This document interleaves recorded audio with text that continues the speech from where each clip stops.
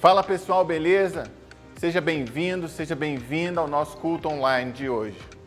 Fazer parte do seu dia é um privilégio para nós. Meu nome é Lucas Bonatti e eu sou o pastor da PMB, Primeira Metodista Brasileira em Downtown, Miami. Nós preparamos uma reunião de adoração muito especial hoje.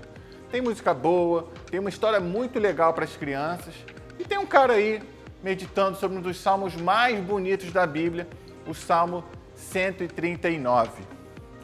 Queria dar um recadinho para você. A Igreja Metodista aqui da Flórida criou um calendário de oração. Eu quero te convidar a incluir esses pedidos na sua rotina de oração diária. A intercessão é uma ferramenta muito poderosa e nos aproxima ainda mais de Deus.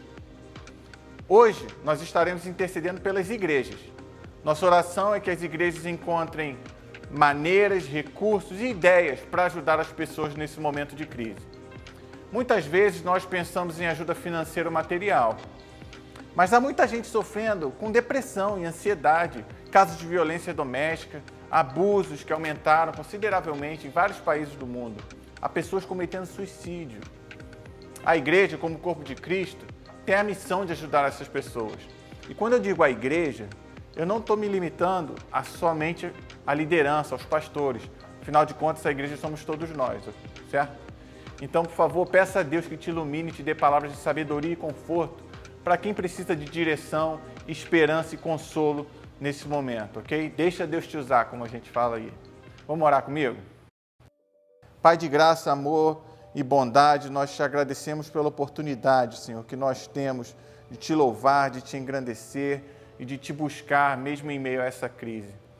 Nós pedimos perdão pelos nossos pecados, te pedimos perdão porque nós temos falhado contigo e não temos amado ao nosso próximo como nós amamos a nós mesmos. Tem misericórdia de nós, ó Deus, e transforma os nossos corações. Nós reconhecemos a nossa limitação, a nossa falta de fé e o nosso egoísmo. Perdoa-nos e transforma-nos, nós te pedimos. Cristo Jesus, obrigado por nos ensinar o caminho no qual nós devemos seguir. Ajuda-nos a sermos fiéis no pouco e com certeza o seremos no muito. Aumenta a nossa fé, Jesus, nós te pedimos, para a honra e glória do teu nome. Espírito Santo, assim como tu intercedes diariamente por nós, queremos também interceder por outros. Te apresentamos os doentes, os profissionais essenciais que estão aí se arriscando por nós. Te apresentamos os cientistas que estão buscando vencer essa pandemia. Ilumina a mente deles, ó Deus, para que essa cura seja encontrada o quanto antes. Nós te apresentamos os trabalhadores, os micro, pequenos, médios e grandes empresários, mas especialmente nós te apresentamos aqueles que estão sofrendo financeiramente por conta das limitações de convívio que se impuseram sobre nós e que são necessárias. Por isso, levanta pessoas, governos e recursos para ajudar os necessitados, Espírito de Deus. Age com graça e com poder, intervenha na vida dessas pessoas. Nós te agradecemos porque podemos confiar em Ti, Deus Pai, Filho e Espírito Santo. Recebe esse serviço, recebe esse culto e alegra-te conosco em nome de Jesus, nós te pedimos. Amém e amém.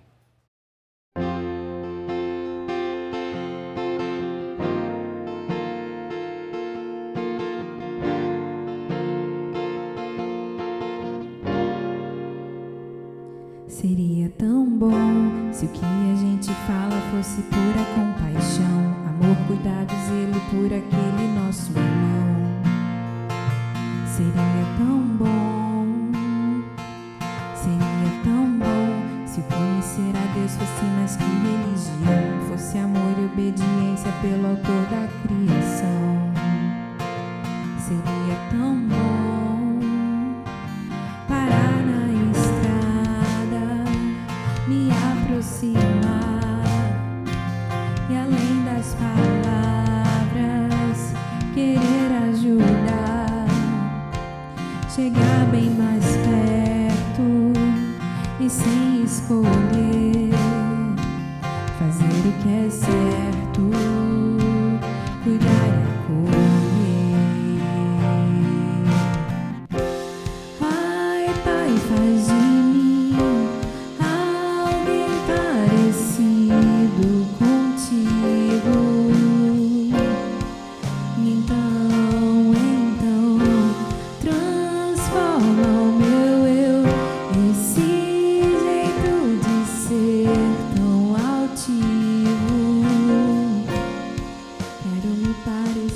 contigo. Quero me parecer contigo. Quero me parecer contigo. Quero me parecer contigo.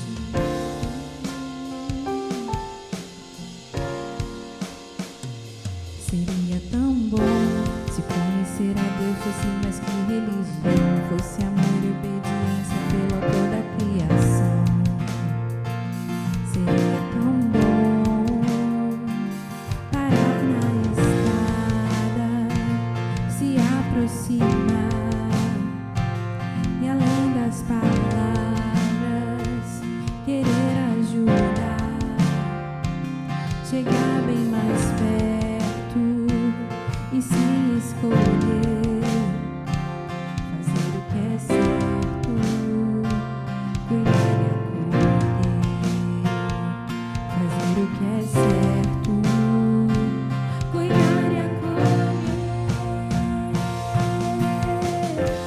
Ai, Pai, faz de mim alguém parecido contigo. Então,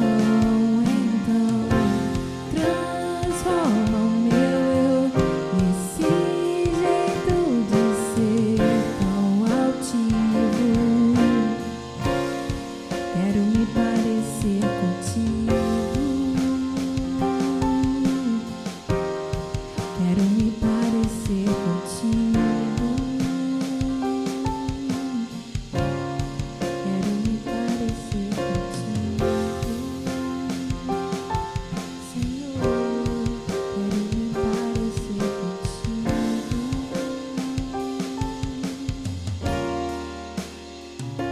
Seria tão bom.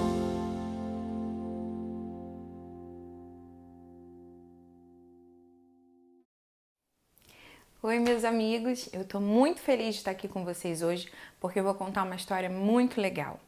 Na verdade, essa é uma história que Jesus contou, então com certeza é uma história bem legal. Essa história é uma história sobre um pai e o seu filho.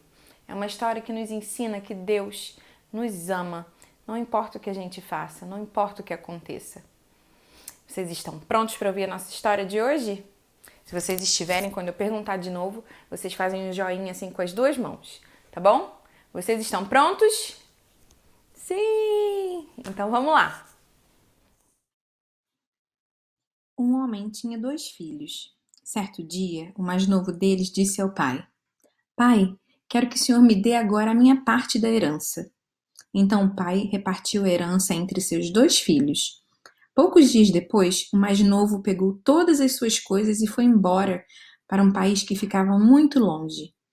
Ali, ele viveu uma vida onde ele fazia muitas coisas erradas e assim ele gastou todo o seu dinheiro.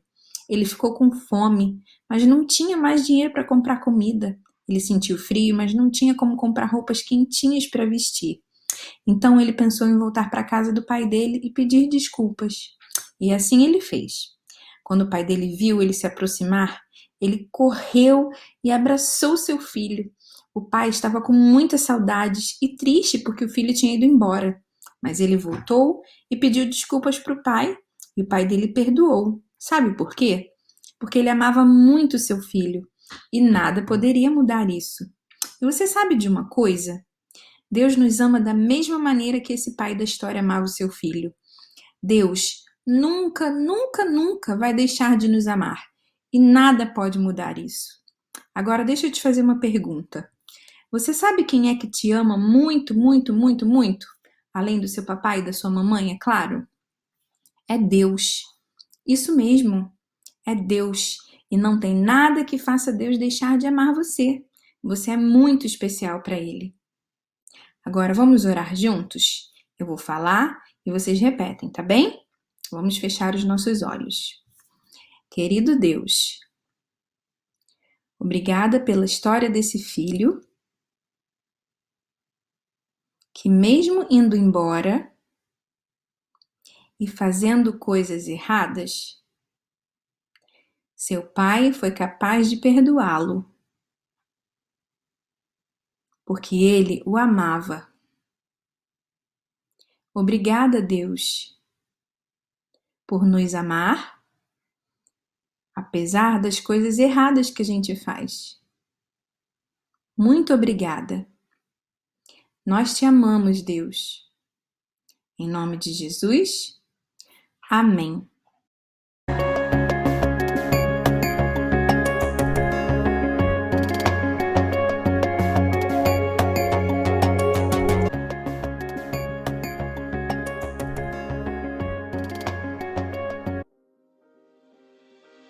Ó Senhor, Tu examinas meu coração e conheces tudo a meu respeito. Sabes quando me sento e quando me levanto. Mesmo de longe, conheces meus pensamentos. Tu me vês quando viajo e quando descanso. Sabes tudo o que faço. Antes mesmo de eu falar, Senhor, sabes o que vou dizer. Vais adiante de mim e me segues. Pões sobre mim a Tua mão. Esse conhecimento é maravilhoso demais para mim. É grande demais para eu compreender. É impossível escapar do Teu Espírito. Não há como fugir da Tua presença. Se subo aos céus, lá estás. Se desço ao mundo dos mortos, lá estás também. Se eu tomar as asas do amanhecer, se habitar do outro lado do oceano, mesmo ali a Tua mão me guiará e a Tua força me sustentará. Eu poderia pedir à escuridão que me escondesse e a luz ao meu redor que se tornasse noite, mas nem mesmo na escuridão posso me esconder de Ti. Para Ti, a noite é tão clara como o dia. Escuridão e luz são a mesma coisa. Tu formaste meu interior e me teceste no ventre de minha mãe. Eu te agradeço por me teres feito de modo tão extraordinário. Tuas obras são maravilhosas e disso eu sei muito bem. Tu me observavas quando eu estava sendo formado em segredo, enquanto eu era tecido na escuridão. Tu me viste quando eu ainda estava no ventre. Cada dia de minha vida estava registrado em Teu livro. Cada momento foi estabelecido quando ainda nenhum deles existia. Como são preciosos os Teus pensamentos a meu respeito, ó Deus! É impossível enumerá-los. Não sou capaz de contá-los. São mais numerosos que os grãos de areia. E quando acordo, Tu ainda estás comigo. Essa é a terceira semana da nossa série de mensagens Jornada pelos Salmos. A primeira foi via Zoom, então não tem como recuperar. Mas se você quiser meditar sobre a segunda mensagem, é só depois desse culto você assistir o culto da semana passada, aqui mesmo na nossa página do Facebook. Eu tenho repetido constantemente que os salmos são riquíssimos, são super interessantes e às vezes até mesmo confusos. Por quê? Porque são poesias, são expressões da alma humana, expressões das emoções humanas mais cruas e profundas. Os salmos se expressam como pessoas, como nós, como eu e você, mas em outro contexto sociocultural, se relacionavam com o divino, com a majestade de Deus e, obviamente, com a própria vida. Eu sei bem que muitos de vocês não conseguem ler a Bíblia ou meditar sobre as Escrituras. E os motivos são variados. Tem gente que dorme ao ler qualquer texto, normal. Tem gente que se confunde com a linguagem da Bíblia, que às vezes é um pouquinho rebuscada. Mas eu me pergunto se o real motivo para as pessoas não gostarem de ler a Bíblia é porque elas se sentem distantes do texto bíblico. Tudo parece muito distante, muito diferente. E às vezes até mesmo fora da realidade. Afinal de contas, como assim, né? Que um adolescente, pastor de ovelhas, consegue vencer uma batalha contra um guerreiro gigante experiente? Como uma virgem pode ter um filho? Como água é transformada em vinho? São coisas estranhas de verdade, não é mesmo? Eu acho, né? Mas enfim. Eu acredito mesmo que o grande problema que nós temos com o texto bíblico é falta de proximidade, falta de identificação.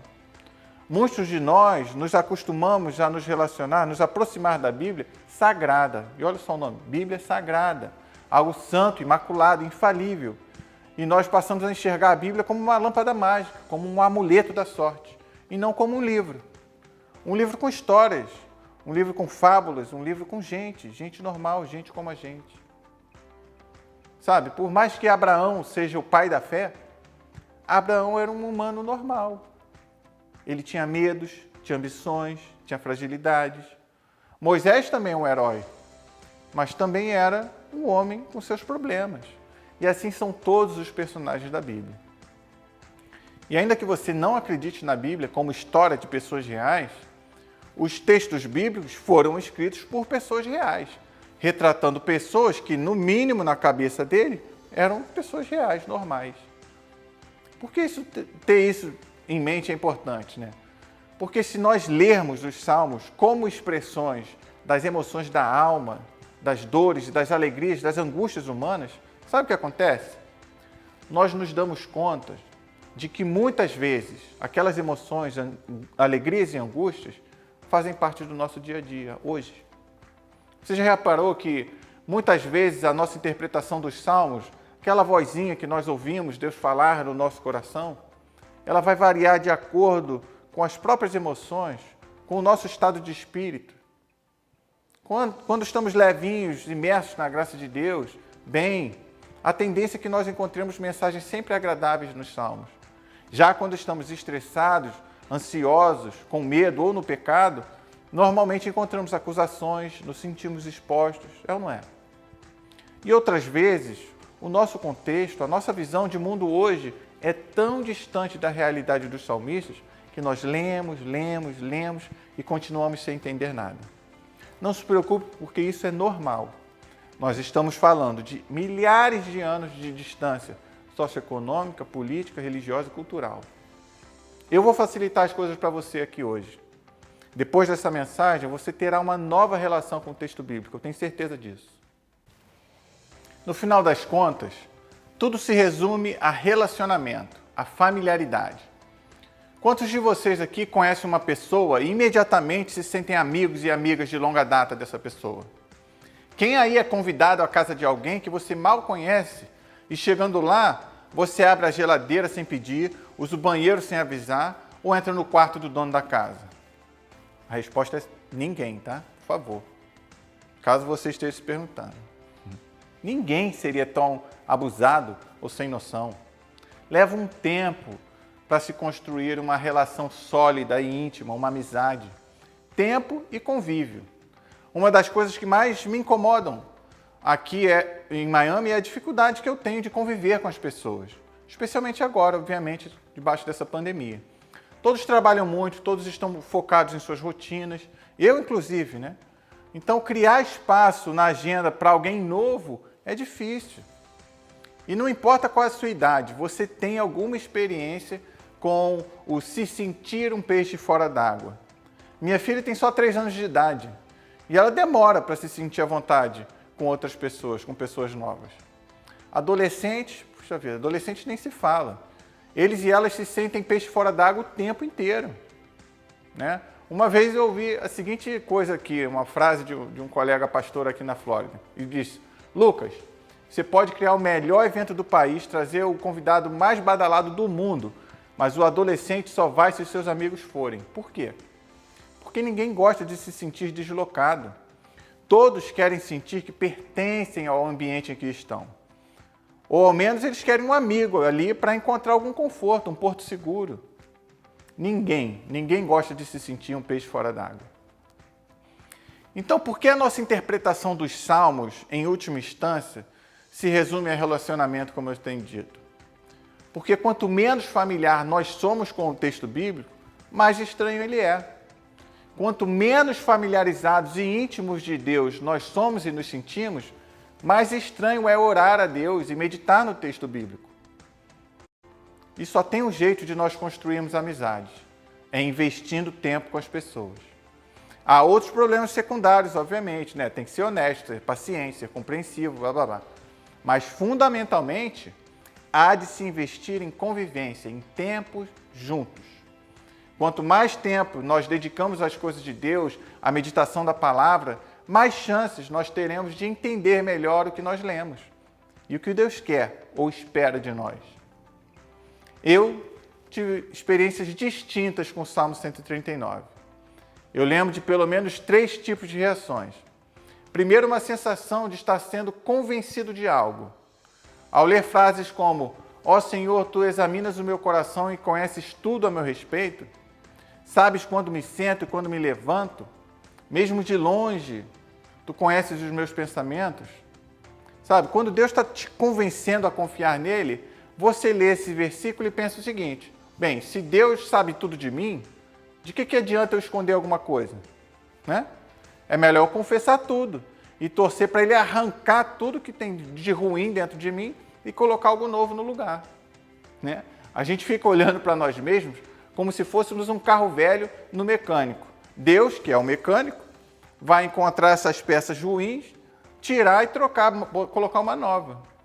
Aqui seria um momento muito legal para conversar com psicanalistas e perguntar se realmente nós deixamos de ser o que fomos, se a nossa personalidade muda, se nós reprimimos memórias e experiências quando nos convertemos, ou se será que realmente Deus redime, ou seja, que Deus perdoa e elimina o sentimento de culpa e depois restaura e transforma e aperfeiçoa a nossa vida. O que você pensa que acontece com você, com o seu ser, quando você tem esse momento com a palavra de Deus, que parece que Deus está tentando te convencer de alguma coisa? Além de ser convencido de que eu devo ser transparente, eu já tive momentos em que eu senti vergonha de Deus e tentei fugir dele, porque afinal de contas, não tem coisa mais invasiva do que essa. Deus conhece tudo a meu respeito. Não tem nada que eu possa esconder dele. Você não pode saber aqui se eu estou de bermuda e chinelo ou não. Você nunca vai saber, mas ele sabe. E não, você não adianta perguntar que eu não vou dizer. A grande verdade é que nós aprendemos a esconder as coisas uns dos outros, desde pequenos. Uma criança quebra um copo e busca esconder o crime, com medo de um castigo. Já que Deus sabe de todas as coisas, eu vou te dizer o seguinte: quando eu era pequeno, antes da minha irmã mais nova nascer, eu sempre comia 2 iogurtes e 2 Yakults do potinho. Vinham 6, mas nós éramos 5, então eu sempre repetia e achava que ninguém nunca ia descobrir o meu delito. O ponto aqui é que há momentos na vida em que nós carregamos culpas e segredos. E nesses momentos, nós queremos estar longe de Deus, não é verdade? Se nós estivermos agora nessa situação, continuar lendo o Salmo vai ficar ainda pior, porque olha o que diz o versículo 7. É impossível escapar do teu espírito. Não há como fugir da tua presença. É impossível escapar da presença de Deus, afirma o salmista. E os versículos 11 e 12? Olha isso. Eu poderia pedir à escuridão que me escondesse e à luz ao meu redor que se tornasse noite. Mas nem mesmo na escuridão eu posso me esconder de ti. Para ti, a noite é tão clara como o dia. Escuridão e luz são a mesma coisa. Posso te dar uma sugestão? Se você está nessa fase querendo se esconder de Deus, querendo guardar segredos só para você, pula para a fase 1 que a gente já falou, confessa tudo logo para Deus, seja honesto, seja honesta, seja transparente. Ele já te conhece. Tentar fugir da presença de Deus só vai te trazer problemas na vida. Hashtag fica a dica, ok? Agora, tem a terceira fase.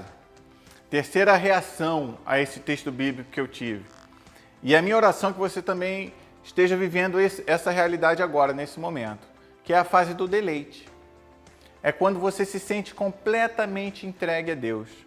E mais do que consolo, você encontra prazer nessa situação de saber que Deus te conhece completamente. Você encontra prazer nas coisas de Deus, inclusive quando Ele usa o texto bíblico, ou uma palavra de um amigo e amiga, ou a pregação de um pastor ou pastora, para puxar a sua orelha, para te dar aquela bronca de leve.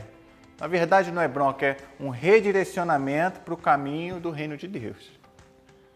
Eu, hoje, vejo esse Salmo 139 como um texto maravilhoso, em que nós encontramos um salmista absolutamente entregue a Deus. Ele gosta de saber que Deus o conhece completamente. Ele se alegra em saber que Deus sabe o que ele vai dizer antes mesmo que ele o diga. Olha o versículo 6, o que diz. Esse conhecimento divino, claro, é maravilhoso demais para mim. É grande demais para eu compreender. Esse salmo celebra o fato de que o nosso Deus não é um Deus distante, nada disso. Essa é a primeira grande mensagem do Salmo. Deus nos conhece e está perto. A Bíblia inteira tenta nos ensinar que Deus conhece a cada um de nós e não importa onde vamos, não importa quão longe nós estejamos, o nosso Deus está ali conosco. Está ali não para ficar apontando o dedo nos nossos erros, sabe? Porque Ele já te conhece bem, Ele já me conhece bem. Deus está ali porque Ele gosta de estar ali conosco. Deus quer estar presente nas nossas vidas. Sabe, a minha esposa uma vez reclamou, porque todas as vezes que eu orava, eu dizia assim, Deus, fica conosco e se divirta conosco. Mas na boa, eu tenho plena convicção de que Deus quer essa proximidade com a gente. Ele quer fazer parte da nossa vida, da minha vida, da tua vida, toda a nossa vida. Ele sabe quando você está sofrendo, mas está fazendo pose de forte. Ele não quer que você sofra sozinho ou sozinha. Deus quer te trazer conforto, Ele quer restaurar o seu ânimo. Deus quer te alegrar, Deus quer atravessar qualquer dificuldade que você esteja atravessando lado a lado contigo. Creia nisso. A segunda mensagem desse salmo é que nada é tão absurdo para Deus, ou sujo para Deus, a ponto de impedir que Ele te encontre. O salmista diz que ainda que ele pedisse a escuridão que o escondesse, Deus o encontraria, porque para o Senhor a noite é tão clara como o dia. A escuridão e a luz são a mesma coisa. Então, não há trevas, não há pecado, não há nada que possa impedir Deus de estar ao seu lado. Nem o sofrimento mais dolorido, nem o pior quadro de depressão. Nada é grande demais que seja capaz de afastar Deus da sua vida. Ele está aí do seu lado agora. Nem sempre Deus interrompe o sofrimento. Nós gostaríamos que Ele impedisse todo e qualquer sofrimento, mas não é a vida. A vida não funciona assim. Isso seria um grande texto de pregação. Mas o ponto é que Ele está aí, sofrendo junto, chorando junto. E sabe por quê? Porque Ele sabe que você tem condições de vencer o sofrimento. A graça e o amor de Deus estão sempre ao seu alcance. Sabe? Deixa eu te falar uma coisa. Se você ouvir algum pastor ou pastora com teologia da prosperidade dizendo que você deu brecha, que deu legalidade para o diabo te fazer sofrer, manda ele calar a boca. Manda ela calar a boca. Simples assim, não contemporiza não. Diz mesmo, cala a boca. Jesus não sofreu na cruz para dar o direito a diabo nenhum fazer nada contra você. Ele venceu a morte e o diabo na cruz e ponto final. Ele já venceu o diabo e ponto final. É isso que você tem que responder. Na minha Bíblia está escrito que Deus amou o mundo de tal maneira que enviou o seu Filho unigênito para que todos aqueles que nele creiam não morram, mas tenham a vida eterna. Então que história é essa? De que Deus se encarnaria, se tornaria homem para sofrer e morrer em sacrifício, para te salvar, para te resgatar, para me resgatar, e ao mesmo tempo ele seria menor do que o seu pecado? Porque se o seu pecado dá direito ao diabo de te condenar, o seu pecado é maior que o sacrifício de Cristo. Tá certo isso? Não, pelo amor de Deus, isso é maluquice. Então, na boa, não aceito isso não. Fica a dica 2. O salmista está nos ensinando que não há pecado, não há sofrimento, não há treva, não há dor capaz de bloquear a presença de Deus na tua vida, porque Ele te ama. Ele quer te restaurar, Ele quer te salvar. E Ele não desiste de você, Ele não desiste de mim. Ainda que você já tenha desistido de você mesmo, Ele não desistiu e nem vai desistir. E eu digo glória a Deus por isso. Olha aqui, o apóstolo Paulo também escreveu algo aos Romanos, séculos e séculos depois desse salmo. Olha o que diz. Eu estou convencido de que nem morte, nem vida, nem anjos, nem demônios, nem o que existe hoje, nem o que virá no futuro, nem poderes, nem altura, nem profundidade, nada em toda a criação jamais poderá nos separar do amor de Deus revelado em Cristo Jesus, nosso Senhor.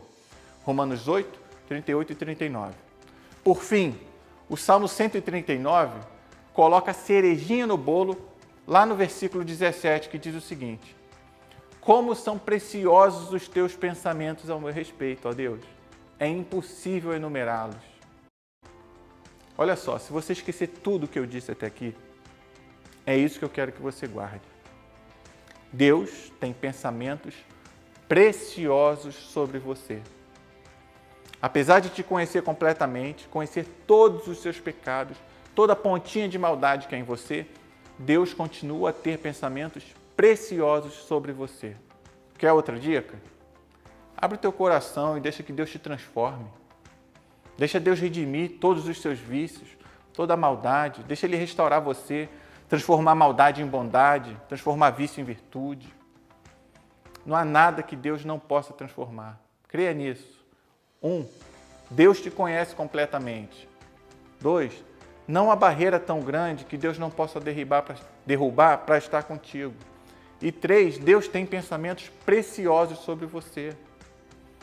Eu creio, portanto, que a nossa interpretação dos textos do Salmo, em geral, ela vai variar de acordo com o nosso estado de espírito, como eu vinha dizendo, com o nosso estado emocional, com o nosso estado espiritual. Mas, em última instância, é questão de relacionamento e intimidade com Deus. Quanto mais você investe tempo com Deus, mais você conhece a natureza de Deus e a profundidade do amor dele. E com mais maduro ou madura na fé você fica, você vai enxergar que as atitudes são de amor e não de julgamento e punição. Alguém maduro na fé sabe que Deus é amor, que Ele nos conhece e não desiste de nós. E mais ainda, que Ele tem pensamentos preciosos sobre nós. A minha oração é que você encontre conforto nessa mensagem de hoje. Minha oração é que você busque se aproximar de Deus e conhecê-lo melhor, porque Ele já está aí pertinho de você. Tenha um dia abençoado hoje, tenha um dia agradável, ainda que os problemas continuem na sua vida. Tá? Se você quer falar com a gente, manda uma mensaginha para a gente. Quer uma oração? Escreve para a gente tenta entrar em contato. E lembre-se sempre, Deus te ama, Ele não desiste de você. Que Deus te guarde, te fortaleça e te abençoe. Enquanto nós ouvimos essa canção que nós preparamos, eu te convido a orar a Deus. Ore sobre o que nós meditamos hoje. Seja honesto, seja transparente para Deus. Ele quer fazer parte da sua vida.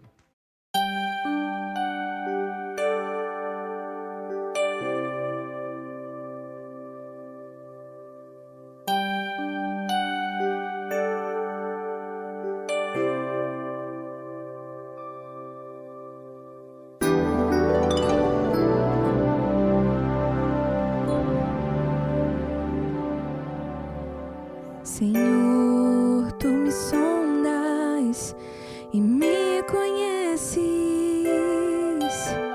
sabes quando assento e levanto, esquadrinhas meu andar e o meu deitar, conheces todos os meus caminhos.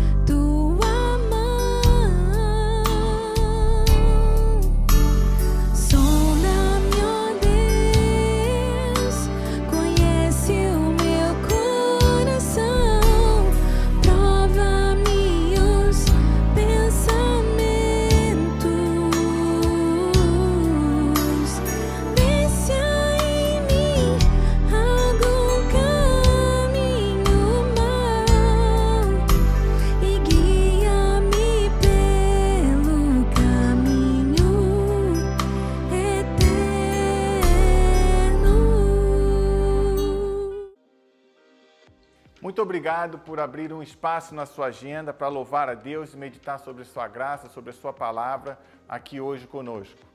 Eu sempre digo que é um privilégio ser pastor. É um privilégio falar desse amor e dessa graça de Deus que são tão maravilhosos. É um privilégio falar de esperança. E é muito bom saber que hoje Deus falou com você, eu tenho certeza. Para o pessoal aqui de Miami eu tenho um recadinho. A nossa igreja está se preparando para retornar às reuniões presenciais no dia 5 de julho. 5 de julho. Nós precisamos conversar algumas coisinhas para definir qual será a nossa estratégia para esse retorno, sempre lembrando de algumas limitações que nós temos que conviver a partir de agora. Eu quero agradecer todo o pessoal que me ajudou a preparar essa reunião, os músicos de outros lugares que me enviaram áudios, a Edilza, a Thaís, e a cada semana nós vamos aprimorando um pouquinho mais, tá? E que tudo que foi dito hoje aqui se torne real em nossas vidas, em nossas atitudes. E que a graça e o amor de Deus Pai, Filho e Espírito Santo estejam sobre nós, hoje e sempre. Amém e amém. Fica com Deus. Tenha uma boa semana.